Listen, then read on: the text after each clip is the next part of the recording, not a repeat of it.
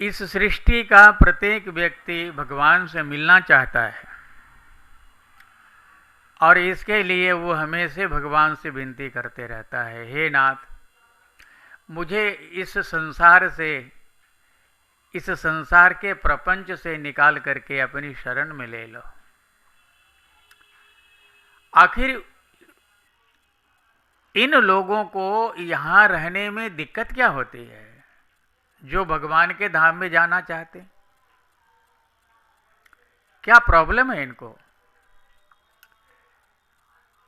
तो कहते हैं कि इस संसार में बहुत समय से रह रहे हैं, 100 साल हो गया, 80 साल हो गया, 75 साल हो गया, लेकिन कुछ मिला नहीं। केवल एक ये परिवार का दायरा बढ़ गया, हमसे हमारा लड़का हो गया, हमारे लड़के से उसका लड़का हो गया, उसके लड़के से उसका लड़का हो गया, लेकिन हमको कुछ नहीं मिला। आज भी हम खाली हाथ हैं। आए थे तो खाली हाथ, आज तो खाली हाथ, कल तो खाली हाथ। एक निराशाजनक जीवन, निराशा से युक्त जीवन बिताना उनको अच्छा नहीं लगता है। इसीलिए भगवान से प्रार्थना करते रहते हैं, हे प्रभु, मुझे इस संसार में नहीं रहना, अपने शरण में रख लो। दूसरी बात है, यहाँ मेरा है ऐसा एक करने की आदत हो गई है।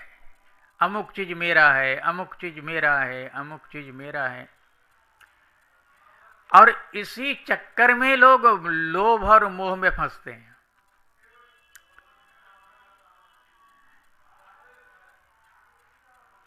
ये न मेरा है न और किसी का है। भरत जी कहते हैं कि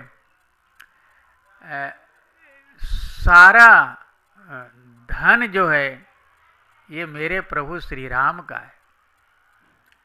सब संपत्ति राम कै आहे, जौ बिनु जतन जाऊं भल नाहे।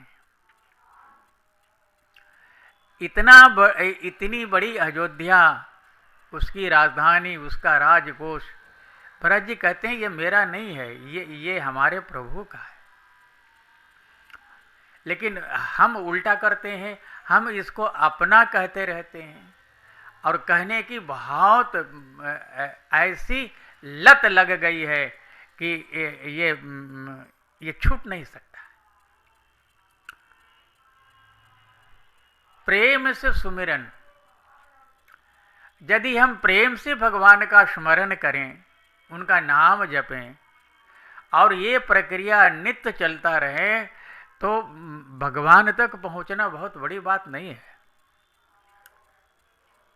हम निश्चित रूप से भवसागर से पार उतर जाएंगे।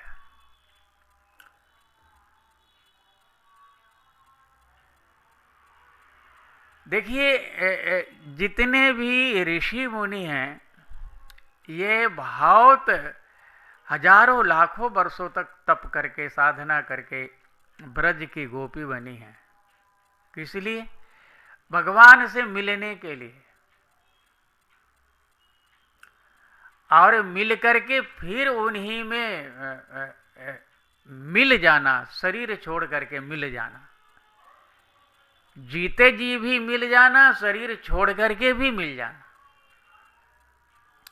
इसके लिए इन्होंने लाखों वर्ष, बहुत से लोग तो कहते हैं कि उल्टा लटक करके और तप किया है।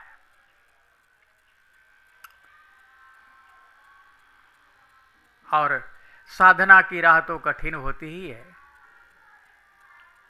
तपस्या, साधना, ये कोई आनंद की वस्तु नहीं है, ये बहुत कठिन रास्ता है। इसको पूरा करने में बहुत समय लगता है और बहुत धैर्य धारण करना पड़ता है। मेरे भाई,